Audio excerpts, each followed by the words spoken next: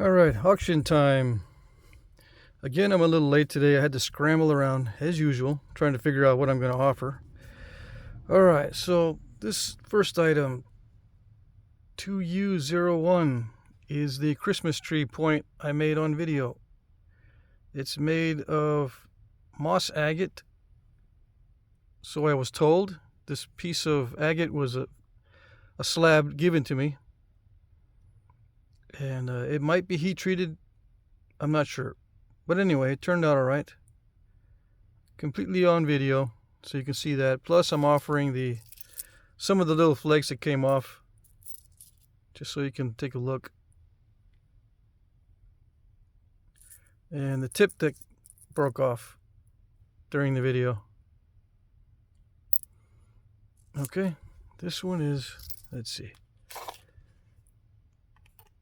2 3/8 by 1.5, and the weight, let's see,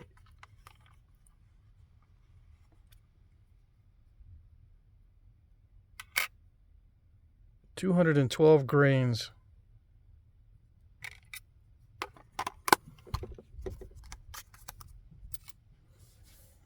Okay, let's see.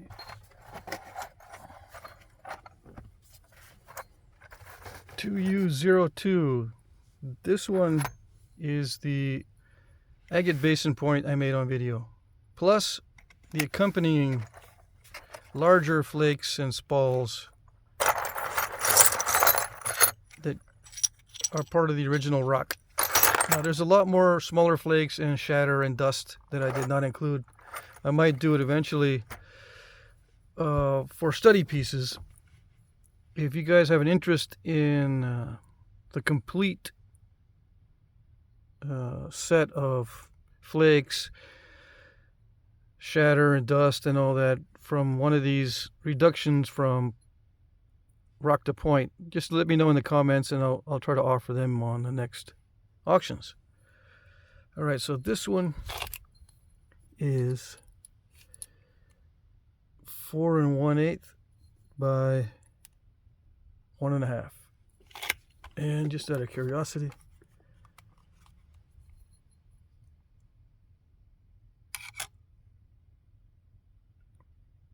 (514) grains, 512, and this is raw amoeba chert.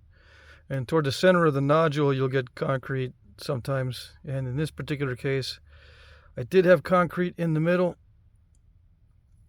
and it gave me a little bit of trouble. I went around and I damage controlled it all, and I probably ended up a little too thin for this type of point. But it's not too bad. Still got some heft up near the point. It's sharp up here and ground down here. The grinding goes all the way up to about halfway. Okay.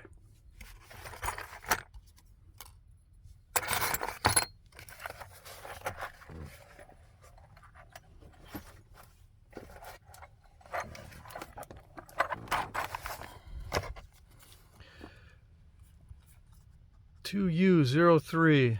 This one is a box of brokes and bifaces. This is a low quality Texas raw chert. It is a little bit translucent. Where is this is an accompanying spall. Okay, I've got a lot of this stuff. This stuff is actually better for flint and steel kits than it is for knapping. And I was having some difficulty with this, actually a lot of difficulty, so I'm offering it as a broke, or just a simple defective biface with the accompanying spall that matches this biface. Same material, same stone, same nodule. All right, I got a random Georgetown flake in here. That's not a broke or a biface, that's just a random flake. Let's see. This one is a broken piece of high quality amoeba chert. This one of these ends broke off, and I decided I wasn't gonna work it right away, so I just tossed it in here.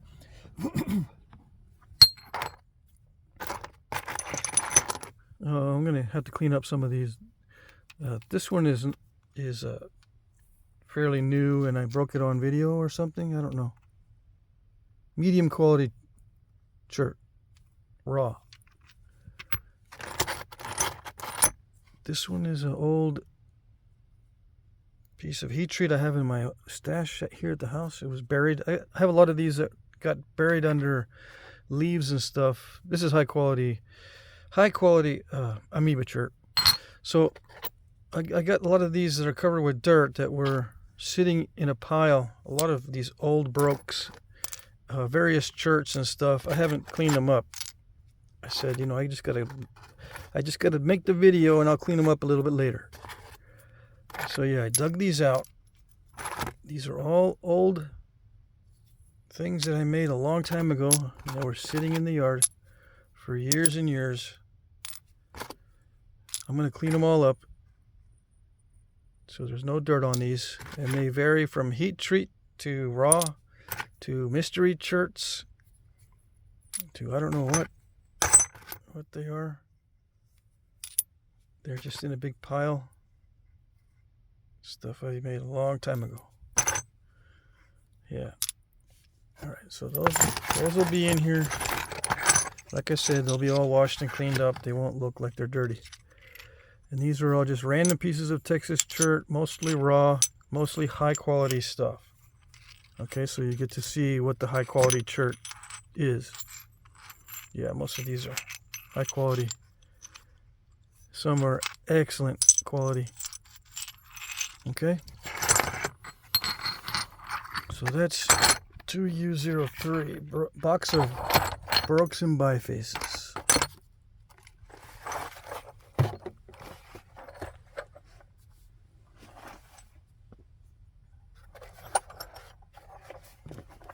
Alright, 2U04. This one is bifaces with the accompanying spalls from the same material. I think I made this on video. Yeah, this one's a video point. I would say medium grade chert, raw. It's got high grade on this side and low grade on that side, so it's a medium grade. Yeah, it gets into the low grade pretty fast, and you'll get little pockets of stuff. And this is from the same original nodule. Yeah, just a big old flake or spall. This one is a big old biface. Let me see what the measurement is. This one here, this one is 5 3/4. This one is 7 inches. This is the largest piece I have available in this auction. I would say this is a high grade chert, but there are pockets of lower grade within it, so it's not completely consistent. I spalled it down. I think it's all on video. Pretty sure. And I removed all the issues from it, and shouldn't be any issues other than that shallow crack with this piece. Yeah, just let me know if it's got a lot of bad internal issues. Just let me know, but there shouldn't be any. Okay, and I'm including two pieces of raw. Well, you can't heat treat this. This is hornstone. 2 pieces of hornstone. One is just a broke, and one is a biface. I was going to make something with those on video, but I didn't, so I'm offering just like that. Okay.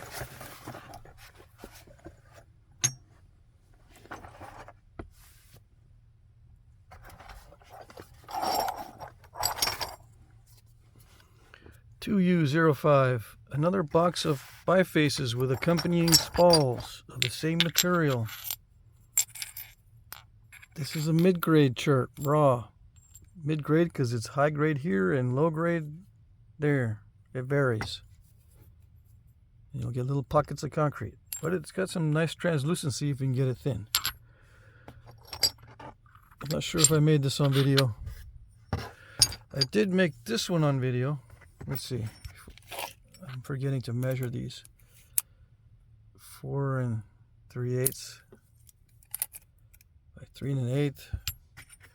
I did make this one on video. 4 1/2 by 2 3/4. Almost. Yeah.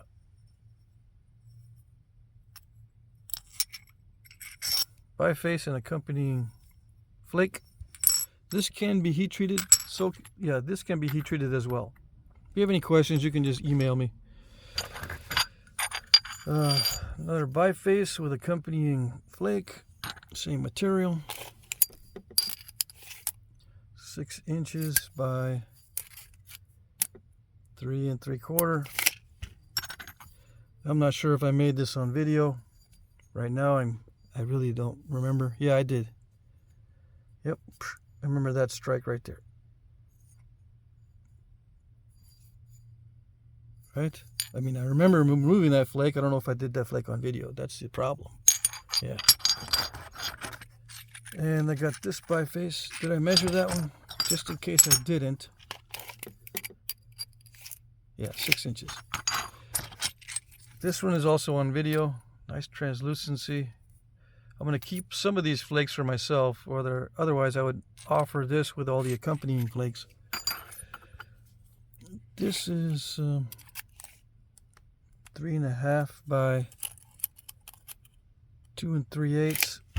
Yeah, I'm probably going to start offering bifaces with all the accompanying flakes and all the chatter and shatter, and little flakes and dust, so that you'll know how much the original stone weighs compared to the finished piece. Yep. And that'll also force me to keep track of that as well. All right. 1 2 3 4. 4 bifaces with accompanying flakes in this one.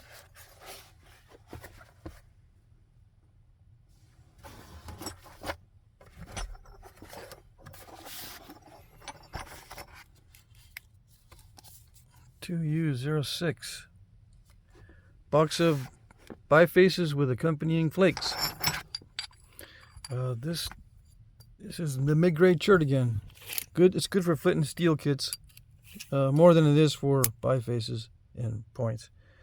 5 1/2 by 3 1/8. Yeah, and the flake. You can heat treat this if you want.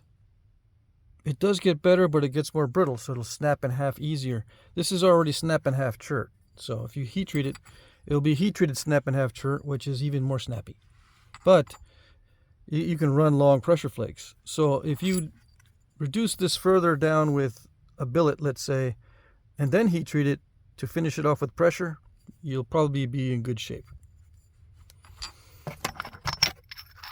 I'm pretty sure I did this one on video, although I'm going to stop guessing and just measure. That's it. 5 5/8 by 2 1/4 and a flake. This can be heat treated, and I recommend you heat treating the flake first if you want to heat treat. Same with this one.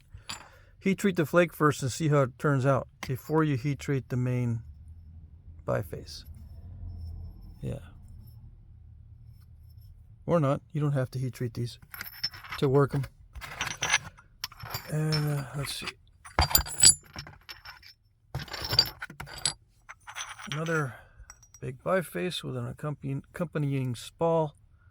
This one, it shouldn't have any issues there, but I can't promise anything. If you get a lot of unusable area from this one, just let me know. This is a raw chert, high grade.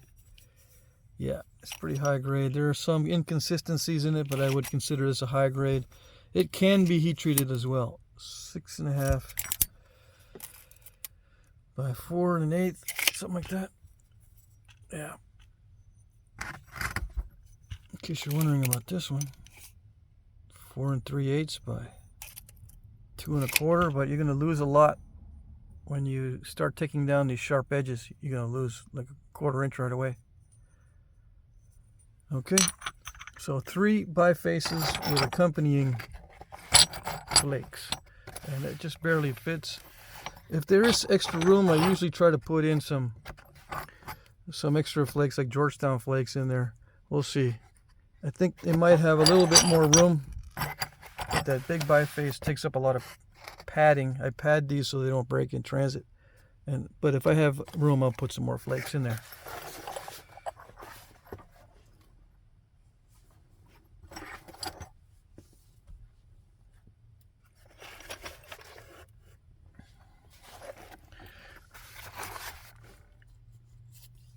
Okay, 2U07 box of Georgetown flakes, high grade Georgetown flakes.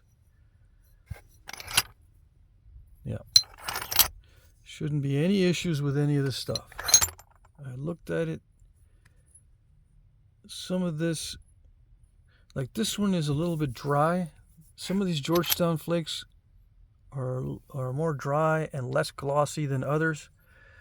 I kind of prefer the dry over the really glossy sometimes. It's all high grade stuff, but you'll see the different shades.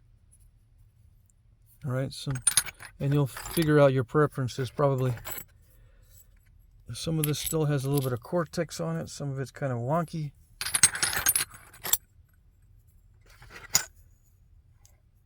Slightly curved flakes. I tried to get the flat ones in here. Yeah, I'm trying not to include too many of these, but these are good for flint and steel sometimes, or sometimes just to practice your pressure flaking. I got some pretty substantial spalls in here too. They're not too bad as far as thickness goes, so you can go to town on it with a billet. 3 1/8 on the length of that one. This one's 3 1/2. Yeah, should call them potential percussion spalls, the thicker ones. All right, I'm showing you all the flakes just so you know what you're getting. This one's kind of curved,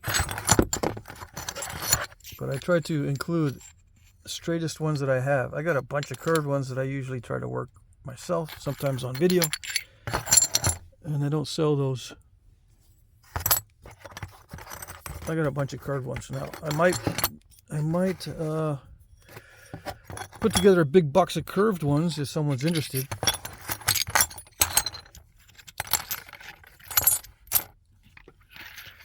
All right. Okay, so I think I can cram all those in there, although it's going to be a tight fit. All right.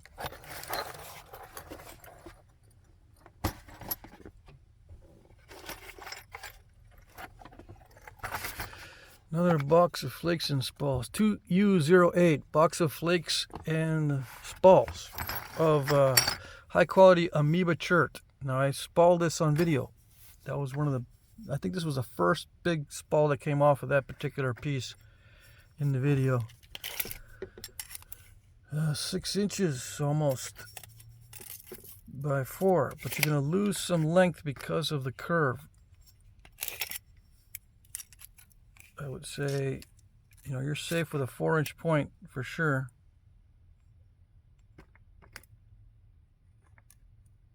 Yeah.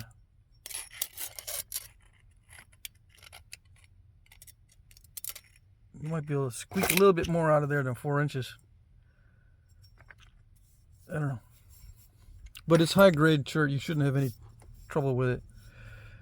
Yeah, I don't see any big incipient cracks or anything. It's all the same material. I got it all on video.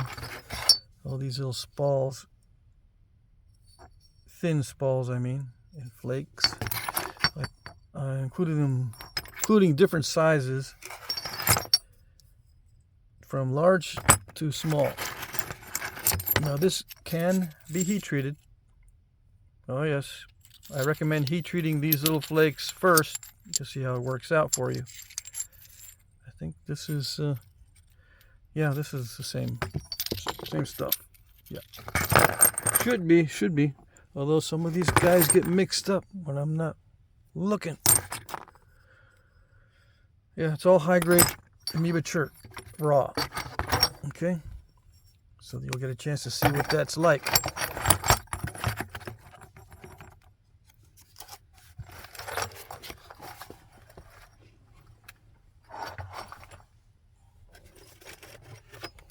I think this is the last one. 2U09. This is the last box, and it is also flakes, and yeah, that's it. Spalls and flakes. So this is a spall. You're going to lose some length on this for sure because it's very pointy. 4 3/4. A little over 3.5. Big old turtle back on this one. That one's just barely going to fit in the box. I think, yeah, just barely. Because of the height of that turtleback. Another spall. Yeah, I think I spalled this on video. This is a mid-grade Edwards Plateau. Although it looks similar to Georgetown, it's not Georgetown. Yes, you can heat treat it. And yes, some of it is very high grade, especially up here near the cortex. But there's not much of it. It soon goes down into a drier, less glossy chert. This up here appears to be very nice here. But as you can see, this one is... there's a definite difference in sheen from this one on the left to this one on the right. So it varies. It varies from very high grade to mid grade. Some of this is mid grade stuff as you get down into the concrete stuff. But it's still all I consider good quality. Edwards Plateau chert. Although you could probably say it's paternalis chert. I'm not sure. I wish I was an expert on that, but some of you guys, especially the guys bidding, you know what this is. You don't have to depend on me too much on identifying it, or you just show someone else a video that knows what they're talking about. 4.5, 2 1/4. This one has a little inclusion in it, but it's good for practice. And yeah, you can flint and steel this stuff. It's kind of fragile. It's not going to hold up as well as some of the other cherts I'm offering. Like the snap and half chert, that's excellent for flint and steel. Although it is kind of crumbly on the edges too, the other snap and half chert. But it's not as easy to nap as this stuff. So that's why I would use it for flint and steel, the other stuff. The snap and half chert has got delicate edges like this too, but it snaps in half, so I'd rather use it for flint and steel than for points. Okay, so that's this. I think I can cram all of these in this box, although it's going to be a tight fit. Yeah, this is a really tight fit, but I'll cram it all in there. Okay, that's it. So I just got to go over the rules. These are my cheat notes. The full description of the rules is down in the description. All right.